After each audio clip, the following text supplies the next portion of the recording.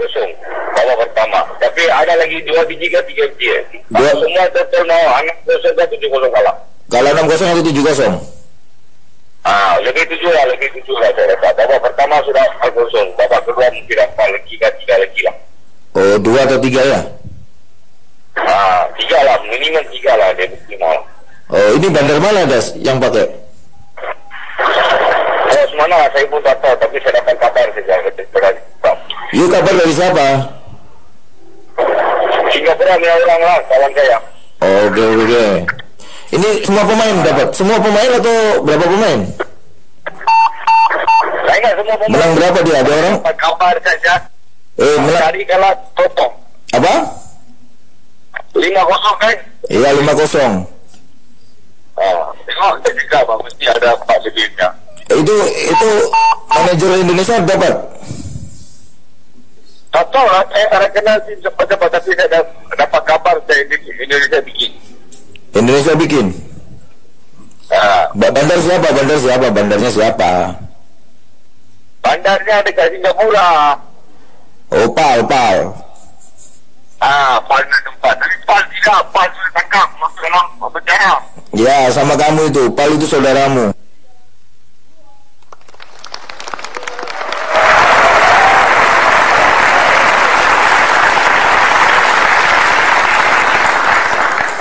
Buka-bukaan bola itu topik Mata Najwa malam hari ini. Pemirsa, di luar studio di sebuah tempat yang kami rahasiakan, salah satu pelaku jaringan mafia sepak bola bersedia membeberkan fakta demi melindungi keselamatannya. Identitas Mr. X ini kami samarkan. Selamat malam Mr. X.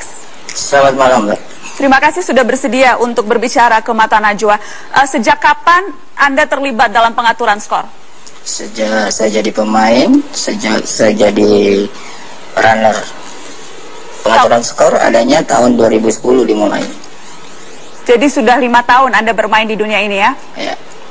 Persisnya tugas Anda itu apa? Saya sebagai penghubung dari bandar-bandar asing itu ke pemain atau manajemen. Penghubung? Ya. Bandar asing Anda bisa sebutkan siapa saja, dari negara mana orang-orangnya kalau Anda mau buka malam hari ini? Ya, dari Malaysia paling banyak. Ada inisialnya? Tidak usah sebut nama dulu, inisial? Ya, DS, terus CR, AD, AC, R3. Mereka ini rata-rata apa? Rata-rata memang kaitannya dengan dunia sepak bola, apa mantan pemain juga atau apakah? Salah satunya ada yang mantan pemain nasional dari Malaysia. Salah satunya juga ada pemain biliar nasional tim Malaysia. Jadi yang paling banyak bandar judi yang bermain di Indonesia dari Malaysia? Malaysia, Singapura, Thailand ada, Cina ada satu. Oke, ceritakan ke kami modusnya biasanya seperti apa? Jadi mereka menghubungi Anda, kemudian apa yang Anda lakukan? Ya, menghubungi saya, barangkali ada tim yang mau butuh uang atau butuh dana untuk tim. Ada 2 cara mereka. Pertama, ada mereka butuh dana untuk persiapan tim, dia siapkan bantu dana. Entah itu berapa miliar atau berapa, dikasih di depan dulu berapa. Sisanya setelah pertandingan mereka akan mengatur pertandingan itu. Kamu harus kalah pada menit ini, kalah berapa. Kalau kalah besar, uang besar. Kalau kalah kecil, uang kecil. Karena mereka pakai sistem under. Itu. Transaksi terbesar yang pernah Anda mainkan selama 5 tahun terakhir, berapa jumlahnya? Banyak, Pak. Ada yang untuk 1 kali pertandingan, ada yang 800 juta. 800 juta? Ya. Itu Anda bagi ke siapa saja? Anda sebagai runner, sebagai pengatur 800 juta itu pembagiannya bagaimana? Saya bagi pada orang salah satu yang punya wewenang di dalam tim. Ya, itu mereka yang mengatur. Nah, pertemuan-pertemuan itu diselingi dengan pertemuan pertama kali, kedua, ketiga, dan selanjutnya eksekusi. Eksekusi artinya untuk pertandingan selanjutnya.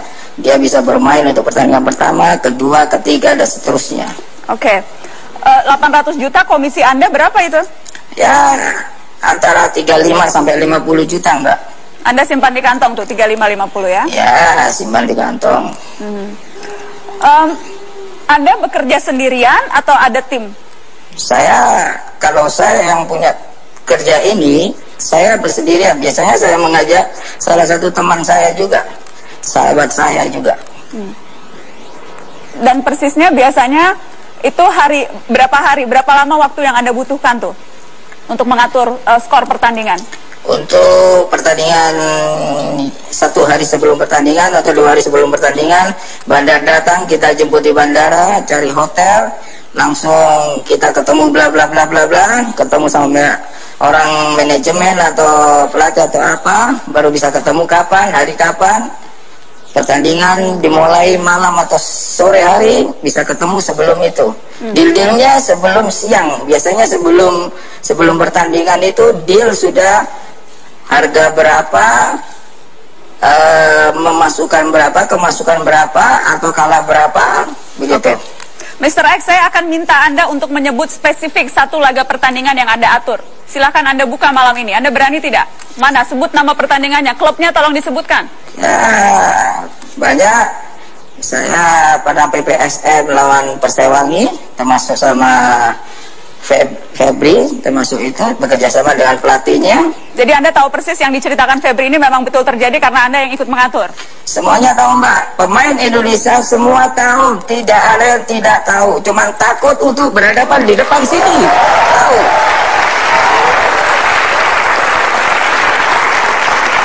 Pemain, pelatih, seluruh perangkat di kompetisi tahu semua. Ya, saya jelaskan sekali lagi bahwa mereka tahu, mereka takut, mereka cari aman sendiri. Karena belum tentu ini yang terbaik. Oke, tadi saya mau mengulang lagi. Jadi yang tadi Anda mengkonfirmasi itu betul terjadi yang diceritakan oleh mantan Kapten Persiwangi. Apalagi nih laga pertandingan yang Anda atur? Ya, PSM Persebaya. PSM Persebaya? Kapan itu? Lupa, Mbak, sudah. Ya, kompetisi yang kapan? Kemarin 2013. Bagaimana Anda mengatur PSM Persebaya? Siapa yang harus kalah, siapa yang menang? PSM kalah 4-0. Itu Anda yang atur? Ya, bukan bandar saya cuma penyambung. Dapat berapa itu PSM Persebaya kalah 4-0 Anda atur? Ya, saya atau siapa? Nilai transaksinya berapa itu, Mr. X? Ya, sekitar 800 lebih. 800 juta? Lebih. Oke, ada lagi? Anda bisa sebutkan apa lagi pertandingan yang Anda atur? PPSM, Persewangi, Persegres, Persik Kediri. 1-1. Kapan itu yang Persegres Persik Kediri? Saya sudah lupa, Mbak. Di tahun kompetisi yang 2014? Sama. Sama-sama 2014? Sama, semua sama. Berarti kepengurusan PSSI yang baru saja dibekukan? Ya, pokoknya kemarin itu PSSI yang mana itu yang dibekukan sebelum Pak Nyala kan, sebelum Pak Nyala jadi ketua ini. Oke, saya mau konfirmasi. Persik Kediri Persegres ISL 2014, Anda mengatur agar skornya 1-1. Yang dapat siapa nih? Ya, manajemen Persik, Mbak. Persik Kediri Persegres, manajemen Persegres. Oke. Anda 5 tahun beroperasi, pernah ditangkap atau tidak? Pernah 1 kali di Polri. Oke, saya akan tanya lebih jauh, saya harus break. Setelah ini saya akan kembali, tetaplah di Mata Najwa, buka-bukaan bola.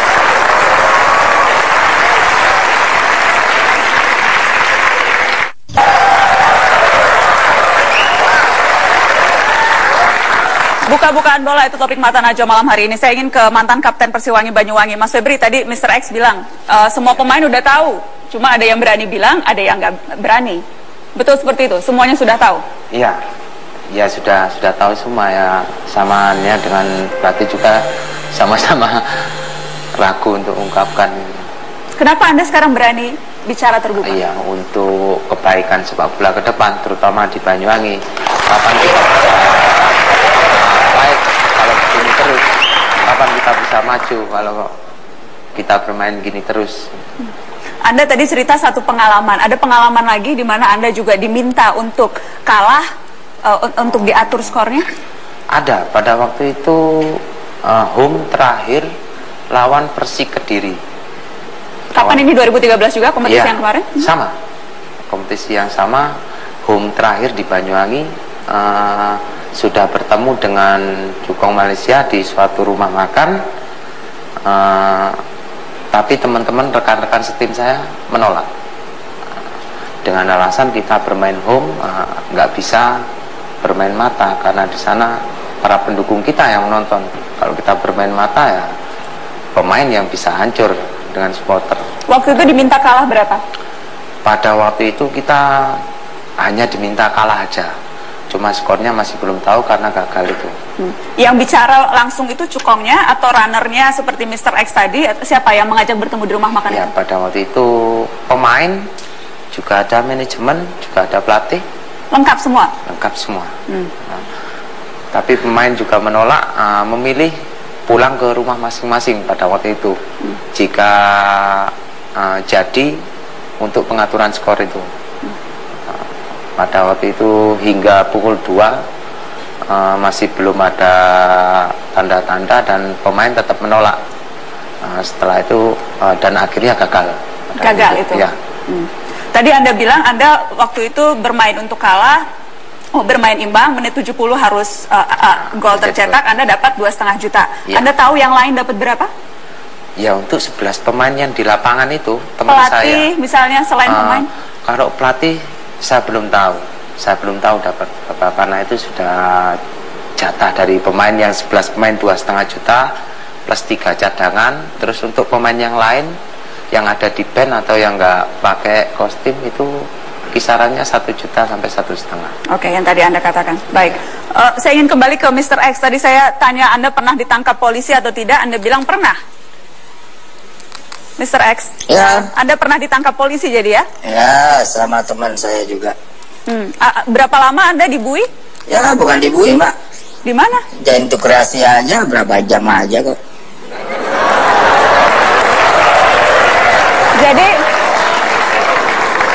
Jadi tidak sampai diproses begitu? Tidak ada sampai diproses. Ada orang kuat kita yang bisa mengambil.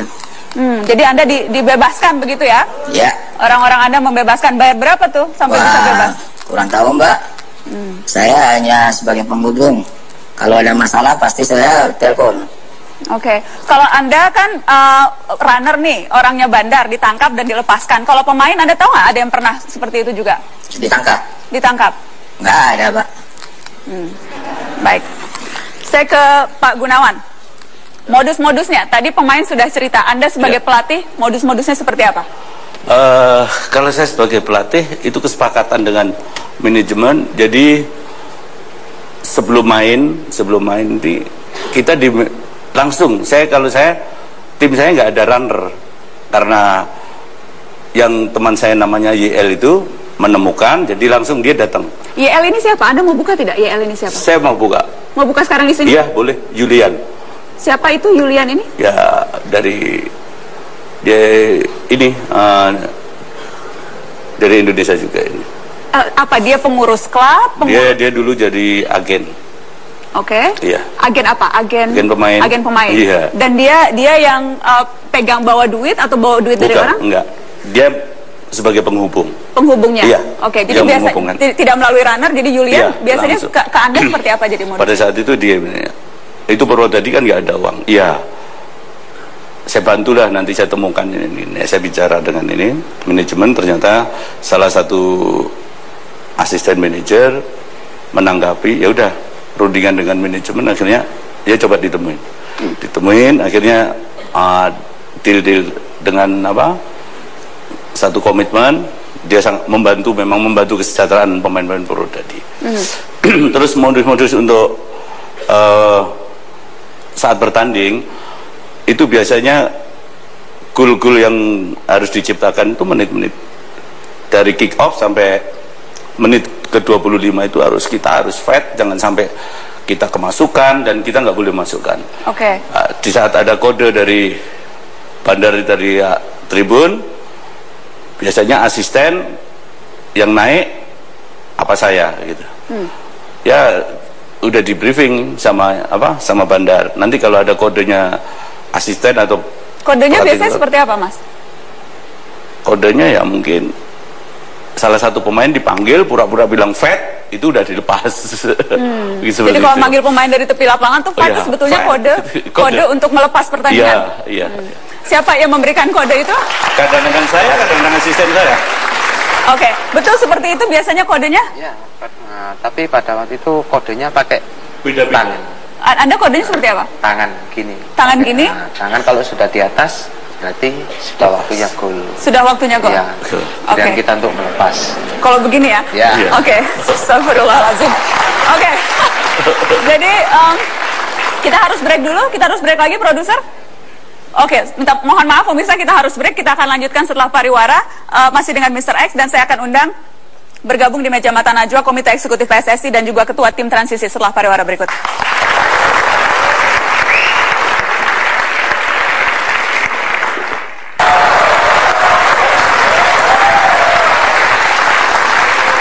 Malam ini Mata Najwa buka-bukaan bola. Tadi kita sudah dengarkan pengakuan dari pelatih, dari pemain, dan juga dari runner atau penghubung bandar judi. Dan telah hadir di meja Mata Najwa. Tadi saya sudah perkenalkan, sekali lagi saya ingin perkenalkan ada Pak Jamal Aziz, Komite Eksekutif PSSI. Terima kasih sudah bersedia hadir Pak Jamal. Kemudian ada Ketua Tim Transisi Pak Bibit Samadrianto. Terima kasih sudah hadir. Saya ingin ke... Ya. Pak, saya ingin Pak Jamal, tanggapan Anda mewakili PSSI mendengarkan testimoni dan pengakuan tadi. Saya senang sekali. Berarti ini ada bukti kan? Ada bukti. Dia mengatakan PSM lawan ini diatur, berarti ada pelakunya. Siapa pemberi, siapa penerima. Manajernya siapa, pelatihnya siapa, berarti ada orangnya. Ini untuk kepentingan nasional. Besok kita agendakan, kita suruh periksa. Loh, senang sekali, sangat senang saya. Sangat senang. Tapi mohon maaf Mbak Najwa, supaya tahu, sampai hari ini PSSI dibekukan, semua indikasinya katanya. Kalau tidak katanya antara lain. Ada pengakuan ini, besok kita akan tindak lanjuti. Oke, apakah pengakuan orangnya ini... sudah ada 2 kan ini? Ya. Terus ada 3 tadi. Tidak mungkin ini. Anda rahasiakan Mr. X siapa? Pasti kena ini. Anda kenal? Saya tidak kenal. Tidak kenal. Baik. Ini tapi saya tidak kenal. Pengakuan tadi tidak mengagetkan Anda? Tidak. Anda sudah tahu sebelumnya? Saya sejak 2013 duduk, saya tidak pernah tahu ini semua. Tapi rumor selalu ada. Saya bilang kenapa harus rumor? Kalau memang mau naik berproyek sepak bola ini Indonesia ini, harus kita lakukan penindakan. Tidak boleh cuma rumor. Kita PSSI itu hanya football family yang kita lakukan. Kita punya alat negara namanya polisi, ada jaksa, ada KPK, punya alat penyadap dan lain sebagainya. Kenapa tidak disadap kalau memang ini untuk kepentingan nasional? PSSI selama ini apakah sudah pernah melapor ke polisi, Pak? Sudah. Karena sampai tadi siang saya cek ke Bareskrim, satu-satunya laporan adalah laporan BS yang kliennya LBH Jakarta soal dugaan match fixing. Tapi laporan dari PSSI yang saya cek sampai tadi siang belum ada.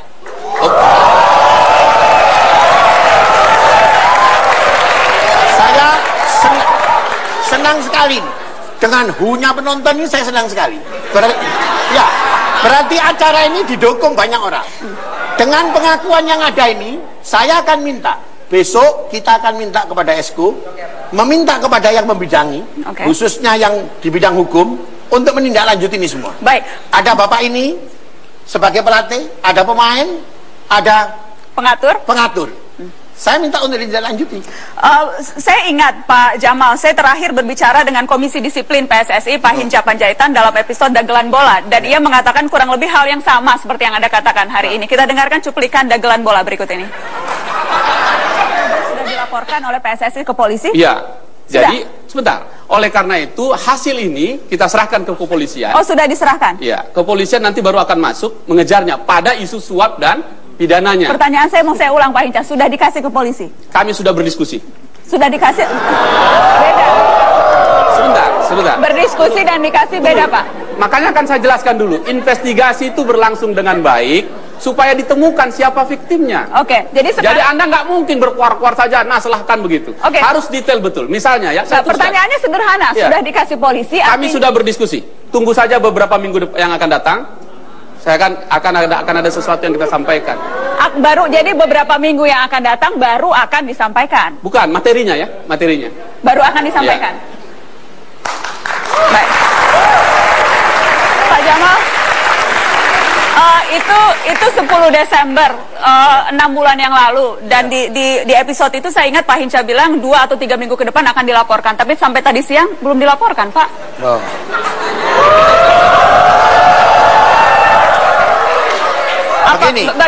Bagaimana kemudian masyarakat pencinta sepak bola bisa yakin pada komitmen PSSI? Oh, keliru kalau tidak punya keyakinan. PSSI periode tahun ini adalah periode yang terbaik. Minta buktinya. FIFA punya perhatian. Football game dan sebagainya semua turun. Bantuan semua turun. Pelatihan untuk pelatih turun. Untuk anak-anak semuanya turun. Pengurusan baru, tapi orang-orangnya sama. Pak Hincanya wakil ketua umum. Loh, begini. Silakan dia bilang buhu.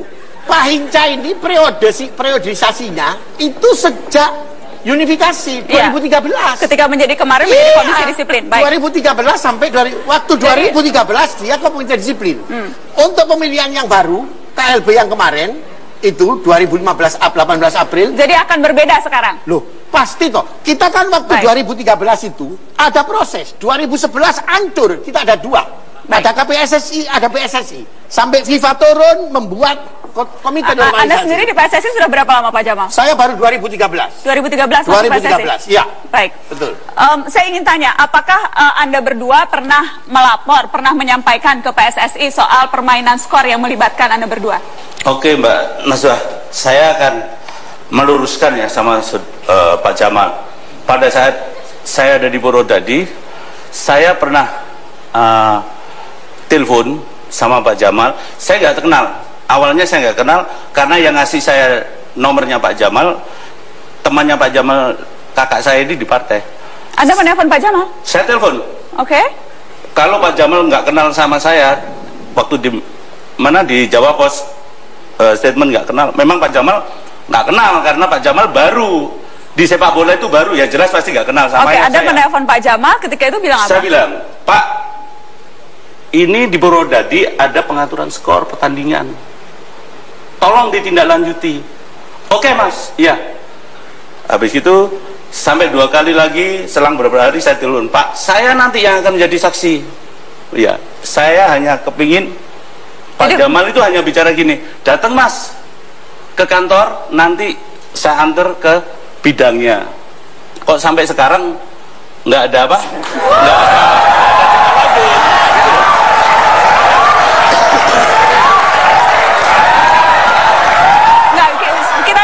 Kita dengarkan klarifikasi. Anda betul. Kita dengarkan teman-teman, kita dengarkan. Begini. 2013 saya masih menjadi anggota DPR RI. Saya punya konstituen tidak kurang dari 100.000 orang yang sehari-hari telepon saya. Saya harus tidak mengenali satu orang, tapi respon saya boleh sesuai dengan jawabannya beliau. Pak, datang ke kantor, saya akan antar kepada yang membidangi. Benar atau salah? Kalau ini urusan bukan itu. Saya hanya mengendaki Pak Jamal itu bicara sama saya. Datang aja ke kantor, nanti saya antar ke komisi disiplin. Itu harapan saya. Harapan saya. Tapi Pak Jamal tidak bicara itu. Oke, nanti saya sampaikan komisi disiplin. Saya ingat dan awal, dan saya nggak membuat fitnah. Oh betul, silakan. Saya pun tidak juga akan menafikan apa yang Anda ngomong. Iya. Kalau saya terimakan ribuan orang, kalau Bapak sudah yakin, kenapa Bapak tidak datang? Kenapa Bapak tidak datang? Kalau Bapak itu yakin, Bapak ini sudah ada pengaturan dan sebagainya. Bapak kan sudah telepon saya. Oke, iya. Jadi bagaimana kalau orang kekerasan rumah tangga datang ke Krimsus, langsung Krimsus tangani? Krimsus datang ke Sersos, tidak bisa.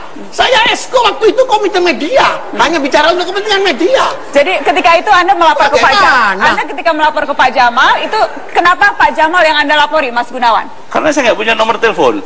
Kakak saya bilang, ada teman saya yang sekarang jadi esko, siapa? Jamal Aziz. Oh, aku minta nomornya Mas, aku mau melaporkan seperti ini. Ya, saya telepon coba. Saya nggak mungkin pada saat itu saya harus berangkat dari Surabaya ke Jakarta ya, masalah. Jadi Anda melaporkan karena exco, bukan karena hanya anggota DPR? Bukan, karena dia terlibat sebagai anggota Esko di PSSI. Ketika itu Pak Jamal itu Anda tidak terlalu menanggapi. Berapa kali Anda telepon? 3 kali. 3 kali Pak Jamal. Saya tidak ingat. Tidak ingat. Pasti. Bagaimana saya harus ingat?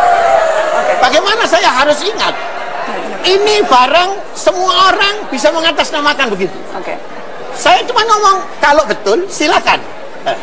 Saya akan sampaikan kepada yang bersangkutan. Oke, tapi ya. Jadi memang tidak pernah ada follow up dari telepon itu. Anda belum pernah Tidak ada follow up. Tidak ada follow up. Tidak ada. Kalau semua telepon terus kita follow up, emang kerja kita untuk itu. Oke. Lah, baik. Bagaimana kalau iya Pak? Tapi gini. Baik. Mbak. Tapi bagaimana? Tapi gini. Ini kalau permasalahan saya nggak ditanggapi, ini masalah sangat kritis sepak bola nasional gitu, kronis sekali kan. Saya hanya membutuhkan seorang pengurus Esko yang mengayomi, ya, dari anggotanya, apa semua. Saya termasuk kan anggotanya, saya sebagai pelatih. Baik. Maunya ada tanggapan, gitu loh. Jadi kalau ada pelatih menyampaikan ke komite eksekutif ketika itu, tapi terus kemudian tidak ada follow up, Anda akui, kemudian Pak Hinca di depan Menpora bilang akan lapor polisi, tapi juga tidak ada follow up. Jadi bagaimana ya Pak? Ini yang paling menarik.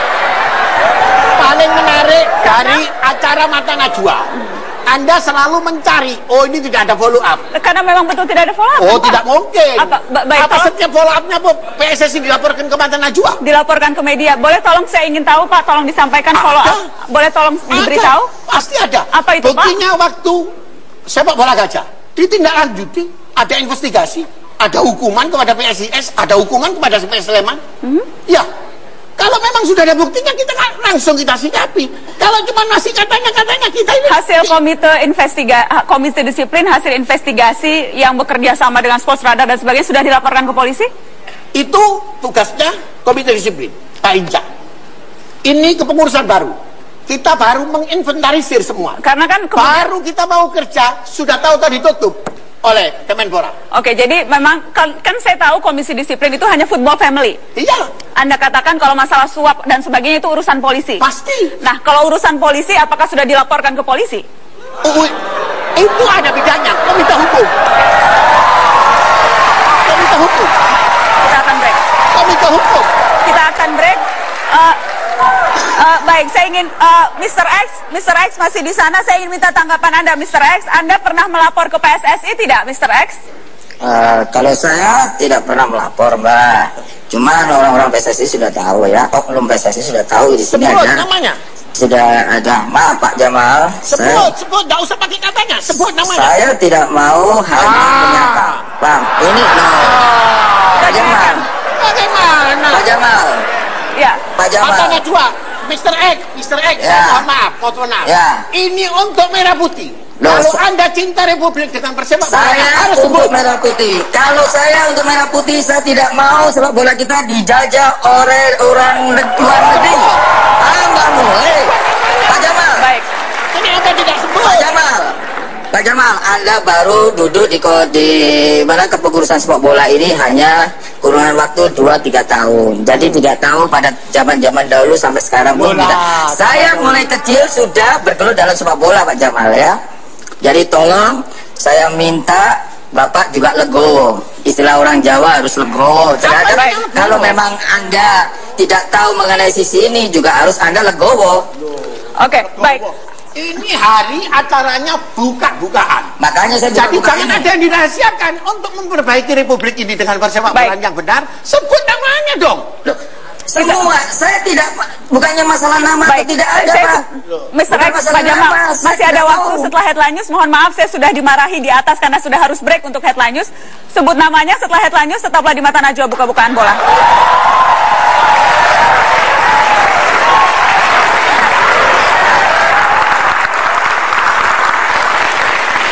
Terima kasih Anda terus di Mata Najwa buka-bukaan bola. Tadi kita terputus oleh headline news setelah Komite Eksekutif PSSI menanyakan apakah berani membuka siapa nama orang yang terlibat dalam match fixing. Saya akan ke Mr. X, narasumber yang disembunyikan identitasnya.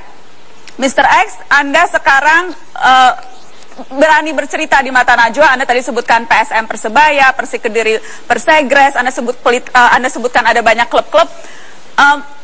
apakah Anda sudah atau berani lapor ke polisi soal ini? Saya belum berani untuk lapor ke polisi, Mbak. Anda belum lapor ke polisi? Belum. Kenapa belum berani? Saya masih ingin tahu bagaimana kesiapan untuk membuka ini. Saya masih mau menjadi Mr. X. Karena apa? Saya sebagai pelakunya, saya bertanggung jawab. Memang saya melakukan. Tapi kalau saya untuk buka-bukaan, memang judul di sini buka-bukaan bola. Tapi saya untuk melindungi saya dan keluarga saya. Anda masih khawatir ada apa yang Anda khawatirkan? Ancaman, Mbak. Ancaman. Sudah ada itu? Anda sudah mendapatkan ancaman? Ya, mungkin ada. Jadi kalau tadi Pak Jamal Aziz, Komite Eksekutif meminta Anda membuka nama, tadi Anda meminta dia kan? Saya meluruskan pertanyaannya Mata Najwa kepada Mas Ari. Najwa, Ini Pak. bukan cuma karena berani-beranian. Ini untuk kebenaran. Mr. X tidak usah lapor ke polisi. Lapor ke PSSI, kalau memang besok ada waktunya, saya yang akan terima laporannya. Yang akan terima laporannya, saya akan investigasi, saya akan kumpulkan, saya akan serahkan kepada Komite Hukum dan Komite Disiplin untuk ditindaklanjuti. Dan kita jamin keamanannya Mr. X. Apa Bapak bisa mengawal saya? Apa Bapak bisa mengawal yang lama-lama saya sebutkan? Saya mau tanya sama Bapak. Saya jamin. Kalau benar? negara ini semua harus ada takut dengan pengancaman-pengancaman, berarti Republik ini tidak ada. Sudah ada ancaman, Pak. Saya sudah punya bukti ancaman. Tidak bisa. Di Republik tidak Saya boleh sudah ada satu punya orang pun yang ancaman. diancam. Saya sudah punya ancaman.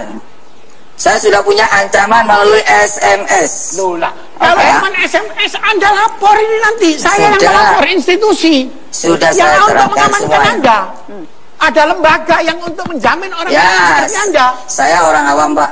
Loh. Saya orang awam. Saya tak tahu begitu. Ada Makanya. LPSK. Oke. Bagaimana? Dan undang-undang untuk mengamankan orang-orang seperti Anda kalau untuk menyelamatkan Jadi Republik ini. Anda khawatir ada ancaman, jadi Anda belum berani untuk melaporkan. Kalau saya tanya inisial saja, inisial Anda bisa sebutkan inisial siapa yang bermain, yang Anda tahu menjadi mafia bola di negeri ini? Ya, untuk semuanya, ya yang tadi disebutkan sama Mas Gunawan, YL, AA, terus AD, terus baru-baru ini baru muncul, Mbak. Terus Nasirudin juga yang ada di Singapura sekarang yang ketangkap.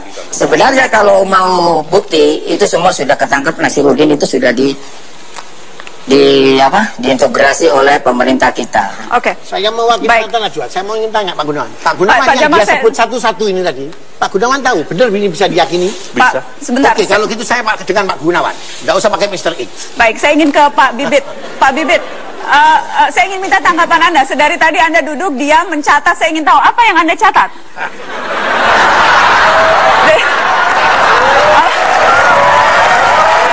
Pak Bibit?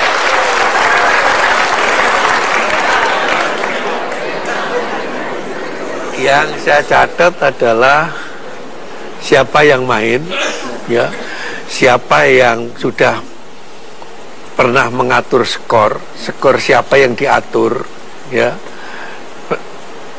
klub-klub mana saja yang sudah pernah diatur skornya. Berarti itu satu kenyataan. Kalau ini benar informasinya, ya, itu kenyataan bahwa sepak bola kita ini memang rusuh. Sampai sekarang ini rusuh. Ya, oleh karena itu pantaslah Menteri tidak mengakui kegiatan PSSI. Kita akan break setelah pariwara. Tanggal 17 surat tidak mengakui itu keluar. Tanggal 18 ada KLB, termasuk KLB nggak diakuin. Kita akan lanjutkan setelah Jadi pariwara. meluruskan aja Pak Jamal tadi kan. Baik. Jadi kalau Menteri mengundang Pak Johar ya anak empere. Ya sekali ini tambahan. Baik, saya tidak ingin membahas soal PSSI-nya karena yang jauh, harus diluruskan. yang ya setelah Harus ini diluruskan dulu. nanti diluruskan setelah pariwara.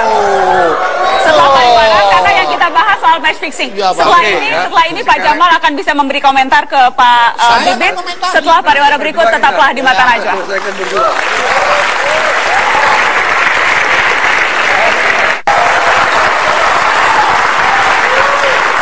Baik, saya akan langsung kasih kesempatan Pak Jamal. Anda tadi mau menanggapi apa yang dikatakan Pak Bibit, singkat saja. Saya lanjutkan dulu. Singkat saja, Pak. Ya, singkat aja ya. Ya. Oke. Jadi perbuatannya jelas ya, penyuapan ya, Pak Gunawan ya. Penyuapan, yang menyuapan itu ada dua yang terlibat, yang disuap dan yang menyuap. Untuk apa dia menyuap? Untuk dapat keuntungan. Bagaimana supaya dapat keuntungan? Supaya ngalah, kan gitu ya. Kira-kira gampangnya kan seperti itu ceritanya. Nah, itu perbuatannya harus ada alat buktinya. Tanpa alat bukti, itu hanya katanya-katanya. Ya, kalau memang sudah bisa, kita bisa telusuri. Penyidik itu harus dimudahkan untuk mendapatkan itu. Jadi selain pengakuan, perlu alat bukti yang lain untuk menguatkan. Ya, ada pengakuan, ada alat bukti yang lain. Untuk dibawa ke polisi, menguatkan. Dibawa ke penegak hukum. Ya. Baik, baik.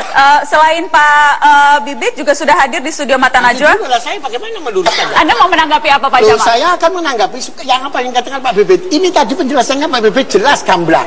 Harus ada bukti, ada yang terima dan lain sebagainya. Tapi bagaimana dengan pembekuan tadi? Tanggal 17 sudah dibekukan. Dari mana? Itu isu yang lain, Pak. Itu isu yang lain. Saya ingin. Makanya saya karena Pak Bibit belum jawab, saya sebagai exco harus saya juga meluruskan gitu. Kita diskusi. Itu diskusi yang lain soal pembekuan. Kita sudah pernah mengangkat itu 3 minggu yang lalu spesifik soal pembekuan. Malam ini topiknya tentang match fixing, pengaturan skor. Saya ingin ke Pak Joko Susilo, mantan Dubes RI di Swiss. Swiss itu kita tahu markas FIFA. Anda juga anggota tim 9. Mantan anggota tim 9. Sejak dulu concern soal sepak bola, saya ingat sejak dulu Anda selalu bicara soal mafia bola, bahkan sempat dilaporkan ke polisi karena statement Anda yang bilang sepak bola Indonesia sarang kejahatan. Apa yang Anda ketahui tentang pengaturan skor? Begini Mbak Najwa, memang saya sudah lama prihatin dengan persoalan PSSI dan segala tetek bengeknya ini. Sejak saya berada di Swiss, di Bern, bahkan saya pada waktu itu ketika terjadi ontran-ontran PSSI tahun 2011 saya ikut melibatkan diri untuk kemudian mengurus persoalan itu dengan harapan bahwa pasca gegeran 2011 menjadi lebih baik. Tapi memang sempat terjadi waktu itu agak membaik sebentar. Waktu PSSI itu di bawah Sekjen Pak Abdul Halim Mahfud. Itu agak benar sebentar, tapi memang kemudian disingkirkan Sekjen yang bersangkutan ini. Dan setelah itu memang PSSI kembali ke back old habitnya.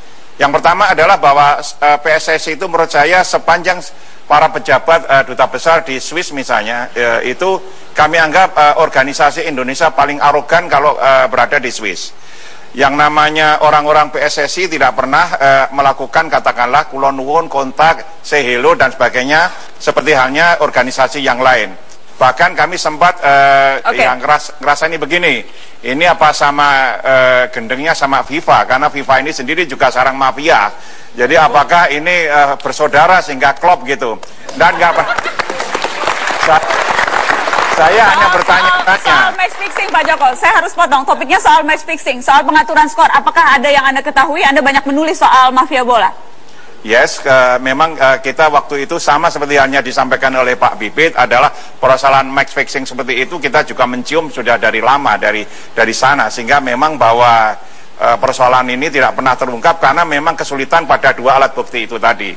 Ya itu istilahnya memang kita bisa mencium, tapi memang kalau menghadirkan dua alat bukti sesuatu yang sangat sulit sekali, dan apalagi kalau memang itu melibatkan atau bahkan tidak ditindak seriusi oleh PSSI itu sendiri gitu. Ya, ini yang mengecewakan, sehingga memang kita beranggapan bahwa memang amputasi itu yang harus dilakukan. Ketika tadi Anda bilang sarang kejahatan, ketika Anda bilang sama dengan FIFA, itu statement Anda tadi itu agak keras sekali tuh Pak Joko. Anda mau bilang PSSI juga sarang mafia begitu? Yes, kurang lebihnya memang pola-polanya kalau kita lihat itu hampir sama dengan kalau FIFA sudah cukup banyak yang melakukan studi secara terbuka baik dalam buku atau artikel yang terbit di Switzerland dan di Eropa pada umumnya. Itu cukup menukik pada persoalan yang terjadi di FIFA. Dan nampaknya pengurus PSSI kemarin juga berguru ke sana kayaknya begitu. Oke. Kita harus break. Setelah ini saya akan kasih kesempatan untuk menanggapi setelah pariwara.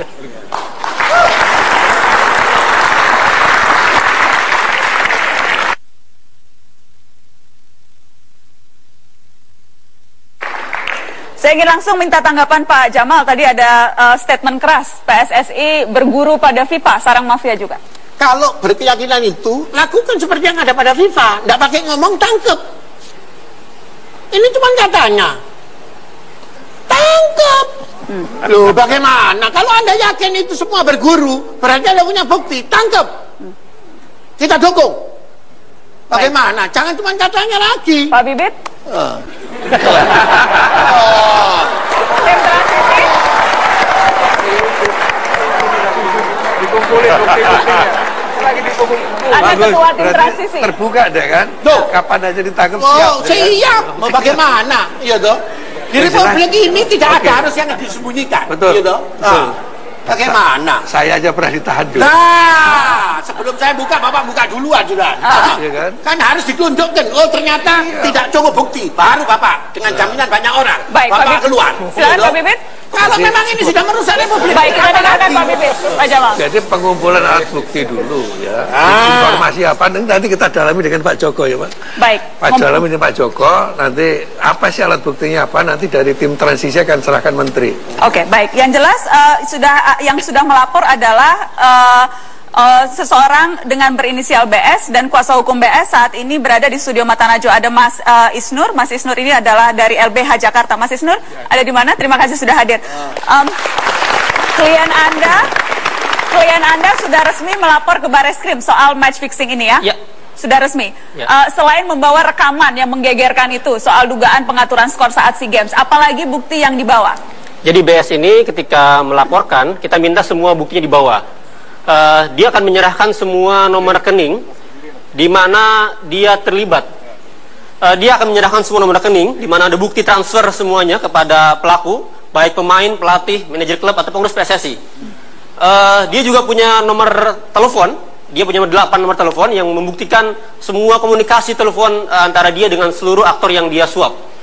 Tentu itu menjadi domainnya penyidik, di mana penyidik bisa melakukan pendalaman, pengembangan ke PPATK dan lain-lain untuk mengejar semua bukti-bukti yang lain. Dan dia juga sudah mengontak banyak pendukung, baik saksi, pelatih, manajer klub atau pemain yang siap memberikan dukungan dan saksi buat dia. Seperti mungkin Pak Mas Febri, Mas Gunawan, ada banyak pemain-pemain lain yang siap memberikan kesaksian di penyidik, walau belum siap untuk tampil di depan publik. Tapi memang kita harus mendukung mereka. Saya khawatir nih, Mas Gunawan dan Mas Febri ini jangan-jangan setelah dari sini di-ban. Mereka dengan sanksi nggak bisa bermain seumur hidup misalnya. Pak Jamal dan Menpora mungkin harus menjamin mereka nih, saksi-saksi pelaku-pelaku yang mau membongkar, tidak ada sanksi buat mereka. Harus ada perlindungan buat whistleblower. Bukan hanya perlindungan keamanan, nyawa dan keluarga, tapi perlindungan mereka punya karir ke depan yang baik.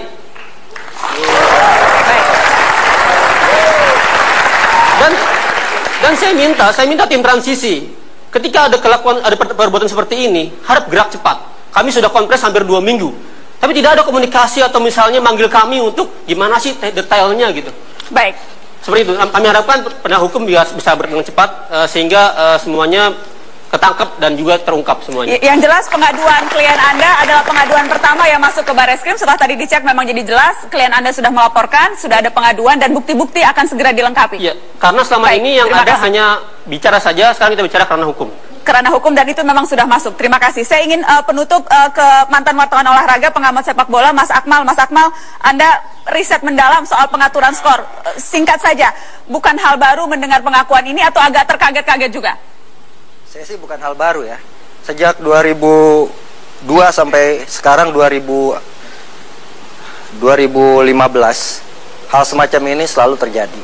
Cuma permasalahannya adalah ketika tidak ada penegakan hukum yang terjadi. Ini yang terjadi selama ini. Pertama misalnya, ketika mereka mau melapor ke PSSI, itu terjadi 2013 misalnya. Pak Jamal Aziz ada di situ. PSMS ingin mengakui terjadi pengaturan skor dengan PSSA Asahan. Yang terjadi adalah PSMS diancam untuk dihukum pemainnya. Ini fakta loh Pak. Gitu. Artinya, saya tuh berharap kemudian kepada teman-teman, kemudian stakeholder sepak bola yang kemudian mengakui bahwa memang terjadi pengaturan skor di sepak bola Indonesia, ini justru dilindungi gitu.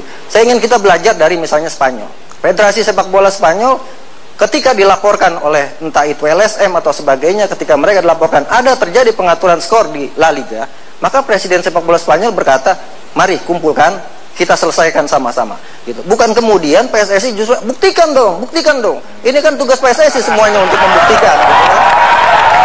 Kalau PSSI kemudian tidak bisa membuktikan, ya tidak usah menjadi pengurus PSSI. Menurut saya seperti itu. Kemudian yang kedua, saya pikir saya berharap kepada semua pemain sepak bola, pelaku, manajer, pelatih dan sebagainya. Sekaranglah kita buka-bukaan, mumpung sepak bola kita lagi sepi gitu kan, tidak ada pertandingan, mumpung juga bulan puasa, kita buka semua, nanti habis lebaran kita buka lembaran baru. Jangan sampai kemudian terulang lagi pengaturan skor yang terjadi. Saya pikir kalau Pak Jamal Aziz tadi mengatakan hal yang dia sampaikan tadi, saya senyum-senyum gitu. Pak Jamal Aziz ini tahu apa pura-pura nggak tahu gitu. Jadi begini, ini bulan puasa. Anda jangan menyebar fitnah. Tahu pura-pura tidak tahu, itu berarti tidak benar, itu fitnah itu. Saya pikir bukan fitnah. Anda justru Anda mengatakan tahu PSSM dengan asahan, Anda bilang nanti tidak boleh. Harusnya Anda sebagai wartawan berikan. Ya siap. Jangan ngomong, jangan cari panggung di sini, cari panggung. Dengar dulu dong. Baik, ini waktunya sudah habis sesungguhnya. Waktunya sudah habis. Itu. Tidak emosi, ini karakter saya. Baik, waktunya sudah habis. Waktunya sudah habis. Terima kasih sudah hadir di Mata Najwa malam hari ini. Poinnya di situ, kita akan tunggu penegakan hukum. PSSI harus lapor ke polisi, siap untuk apapun. Menerima semua. Mendorong seluruh masyarakat pencinta sepak bola, mendorong agar buka-bukaan diteruskan sehingga bisa membuka lembaran baru. Terima kasih.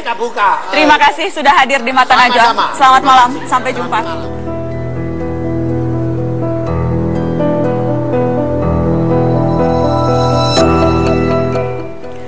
Sepak bola seperti petaka saat penjaganya kumpulan pemangsa. Kompetisi dilacurkan, perputaran fulus haram dibiarkan bahkan dipelihara. Ini permainan olahraga, bukan permainan bandar judi bola. Hasil akhir ditentukan daya juang dan kemampuan, bukan oleh uang yang dipertaruhkan. Sepak bola kita memang begitu menyedihkan. Skandal demi skandal terus bermunculan. Kekalahan seperti tak cukup, selalu diikuti kabar miring yang membuat takjub.